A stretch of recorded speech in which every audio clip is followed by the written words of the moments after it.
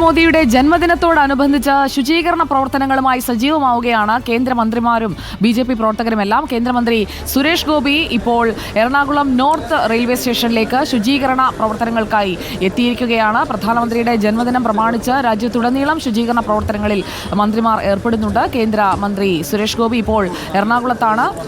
എറണാകുളത്ത് സംയുക്ത ശുചീകരണ പ്രവർത്തനം അല്പസമയത്തിനകം തന്നെ തുടങ്ങും. നേരത്തെ മുതൽ തന്നെ പ്രവർത്തകരൊക്കെ ഇവിടെ കാത്തു നിൽക്കുന്നുണ്ടായിരുന്നു. CG രാജഗോപാൽ അടക്കമുള്ളവരെ കാണാം. സൈഫുനിസ നമുക്കൊപ്പം ചേരുന്നു.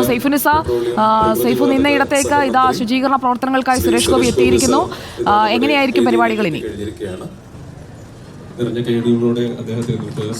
സുജയ, നേവിയുടെയും BPCLന്റെയും എല്ലാം തന്നെ സംയുക്ത സഹകരണത്തോടെയാണ് ഈ പരിപാടി നടത്തുന്നത്. ഇപ്പോൾ കേന്ദ്രമന്ത്രി സുരേഷ് ഗോപി ഇവിടേക്ക് എത്തിച്ചേർന്നിരിക്കുകയാണ്. ഇനി ഉദ്ഘാടന ചടങ്ങുകളുണ്ട്. അതിനുശേഷമാകും ഇദ്ദേഹം ഈ ശുചീകരണ പ്രവർത്തനങ്ങളിൽ പങ്കാളിയാവുക.